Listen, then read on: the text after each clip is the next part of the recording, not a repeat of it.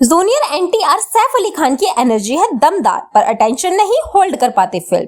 दोस्तों, इस बात में कोई दो राय नहीं है कि जूनियर एनटीआर मास हीरो है और उनमें हीरो शब्द को वजन देने वाला हर एक मटेरियल है। एक्शन सीन्स बहुत ज्यादा ग्राफिक है, इसलिए सिंथेटिक लगते हैं। इनमें वो अपील मिसिंग लगती है कि स्क्रीन पर देखकर आप वाव बोल बैठे। आपको बता दें, दीवार 2 घंटे 45 मिनट से ज्यादा लंबी फिल्म है, लेकिन अगर इनमें से जूनियर एनटीआर के हीरो शो वाले शॉट्स हटा दिए जाए तो ये फिल्म शायद आधी बचेगी। औसतन हर 3 मिनट में उनकी एक हीरो वाली वॉक, हीरो पॉज या स्लो मोशन शॉट है। इससे पहले कि आप इस बात को नेगेटिवली समझे, 1 मिनट ब्रेक लेकर डिस्कस करते हैं कि ऑन स्क्रीन हीरो का हीरोइज्म होता क्या है।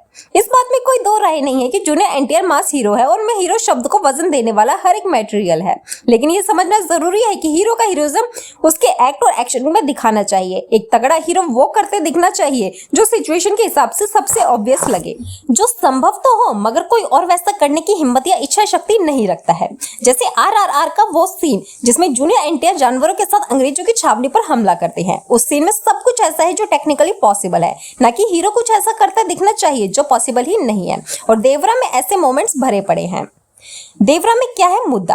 फिल्म में समंदर किनारे पहाड़ पर बसे 4 गांवों की कहानी है जिनके पुरखे बहुत बड़े वीर थे। उन वीरों ने गलत नियत लेकर समुद्र में आ रहे हर खतरे को झुका दिया, जिनमें अंग्रेज भी शामिल थे। मगर देश आजाद होने के बाद युद्ध लड़ने वाले ये वीर अब किसी काम के नहीं रहे, तो जिंदगी चलाने के लिए ऐसे काम करने लगे जिनमें बहादुरी चाहिए थी, जैसे पैसों के बदले किसी के लिए समुद्र में जहाजों से माल चोरी करना। चारों गाँव के लोग अलग अलग स्किल रखते हैं। किस गाँव के लोग किस काम में स्किल्ड थे फिल्म नहीं बताती। एक गाँव का लीडर देवरा एनटीआर है, जो एक का बहरा। दोनों एक्टर टक्कर में बहादुर है। बाकी 2 गांव में भी लीडर है, लेकिन उन पर ध्यान नहीं देना है। ऐसी फिल्म आपसे चाहती है। देवरा, बहरा एंड कंपनी राजी खुशी शिप्स में चोरी करके लाइफ काट रहे हैं। हालात बदलते हैं और देवरा को एहसास होता है कि गैंगस्टर्स ने उनके साथ एक छोटा सा प्रैंक कर दिया है और वो लोग स्मगलिंग चेन का हिस्सा बन गए हैं। इसके साइड इफेक्ट्स देखते हुए वो तय करता है कि अब कोई समुद्र में ये काम करने के लिए नहीं उतरेगा, सिर्फ मछलियां पकड़कर गुजारा किया जाएगा। सीधी बात है कि बहुत सारे परिवारों की व्यवस्था गड़बड़ा जाती है और बहरा का मानना है कि अपने पुराने काम पर वापस लौटना चाहिए। लेकिन चूंकि देवरा के साथ जूनियर एनटीआर के साथ भी मास अपील है, इसकी नैतिकता तो करेक्टर रखनी चाहिए थी। बहरा अपने जैसों को साथ लेकर पुराना रूटीन शुरू करने लगता है, तो देवरा बाकी 3 गांवों के उन लोगों को भी काट पीट के बराबर करने लगता है जो समुद्र में उतरते हैं। अल्टीमेटली वो घर परिवार छोड़कर एक मिथ की तरह समुद्र का रक्षक बन जाता है। 12 साल बाद उसका बेटा वारा तथाकथित रूप से एक डरपोक यंग मैन बन जाता है और उसे लगता है कि उसके पापा ने अपने पैशन के लिए फैमिली को पीछे छोड़ दिया, जबकि गाँव वालों को लगता है कि वारा अपने पापा जैसे बड़ा नाम करेगा। बेटा देवरा एक ऐसा काम करेगा, मगर ये तो कोई कहाँ ही जानता था कि वारा की कहानी में ट्विस्ट है कहाँ। वारा के साथ ही उसकी बचपन की दोस्त थंगम भी यानी जानवी कपूर भी जवान हो चुकी थी। थंगम की जिंदगी का एक ही मकसद था कि उसे ऐसे वीर से ब्याह करना है जिसे देखते ही उसके तन मन में आग लग जाए। ये बात उसने कम से कम 5 बार तो कही ही है, इसलिए इस मैटर को सीरियस समझा जाए। मगर वो तो फायर नहीं फ्लावर है। फिल्म के इस सब प्लांट से लव स्टोरी की उम्मीद थी, लेकिन डायरेक्टर इसमें लव और स्टोरी दोनों डालना भूल गए। एक गाना जरूर डाल दिया है जिसमें जानवी ने सुंदर लगने का कार्य कुशलता पूर्वक किया है। मेन ट्विस्ट में खुद उलझ गई फिल्म का सबसे बड़ा ट्विस्ट देवरा के बेटे वारा के कैरेक्टर आर्कर में होना था। उसका डरपोक लड़के से योद्धा होना जाना स्क्रीन पर उभर कर आना चाहिए था, लेकिन फिल्म की राइटिंग में दोनों पॉइंट्स के बीच दूरी शून्य हो गई। कुछ बेहतरीन कॉमेडी फिल्म में कर चुके जूनियर एनटीआर की शक्तियों का यहाँ गलत इस्तेमाल हो गया, वरना वो डरपोक वाले रोल में तगड़ा माहौल जमा सकते थे।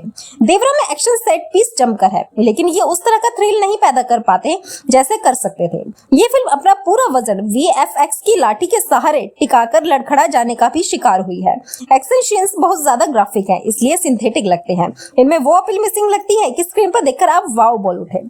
दिक्कतों की भरमार।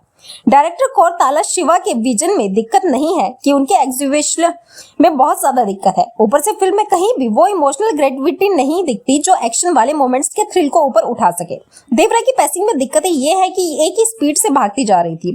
एक्शन और इमोशन के बीच वो हाई और लो पॉइंट भी नहीं है जो ऑडियंस के थ्रिल महसूस करवा सके। ऊपर से हिंदी डबिंग में कुछ टेक्निकल दिक्कत भी है। कुछ जगह एक्टर्स के लिप सिंक गड़बड़ है और कुछ जगह डबिंग में साउंड धुला हुआ सा लगता है। फिल्म की शुरुआत में एक गाने के लिरिक्स सुनने के लिए आपको बहुत जोर लगाना पड़ सकता है, क्योंकि ऊपर से हुई हिंदी डबिंग की वॉल्यूम गड़बड़ है। देखिए देवरा का ट्रेलर। जूनियर एनटीआर सैफ ने बचाई फिल्म। फिर भी एक्टिंग के डिपार्टमेंट के जूनियर एनटीआर को पूरा क्रेडिट मिलना चाहिए कि उनके हिस्से जो कुछ आया, उनकी एनर्जी वो आपको पूरा फील करवाने की कोशिश करते हैं। इस फिल्म में उनकी एक्टिंग ऑडियंस का अटेंशन होल्ड करने वाली सबसे बड़ी चीज है। सैफ अली खान को इस तरह के नेगेटिव रोल में देखना मजेदार लगता ही उनके चेहरे पर साजिश भरा शैतानी एक्सप्रेशन बहुत कमाल लगता है और एक्शन सीन्स में वो जूनियर एनटीआर की एनर्जी को पूरा मैच कर रहे हैं। जानवी कपूर के लिए फिल्म में ज्यादा कुछ करने का तो नहीं, मगर वो जो था उन्होंने अच्छे से किया है। हालांकि वो पसंद नापसंद आना हर दर्शक की चॉइस डिपेंड करेगा। प्रकाश राज जैसे सॉलिड एक्टर को फिल्म में बिल्कुल वेस्ट कर दिया गया है और बाकी सपोर्टिंग रोल्स को भी बहुत अच्छे मोमेंट में नहीं मिले हैं। कुल मिलाकर आरआरआर जैसी एपिक के बाद जूनियर एनटीआर को जैसी फॉलो अप फिल्म नहीं मिलनी चाहिए थी। देवरा वो नहीं है। फिल्म अगर चलती है तो इससे पूरा क्रेडिट जूनियर एनटीआर के स्टारडम का होगा। इसलिए फिल्म अपने आप में ऐसा कोई थ्रिलिंग आइडिया या नहीं डिलीवरी करती है। हालांकि एंड में पार्ट 2 के लिए एक बाहुबली नुमा ट्विस्ट जरूर छोड़ा गया है।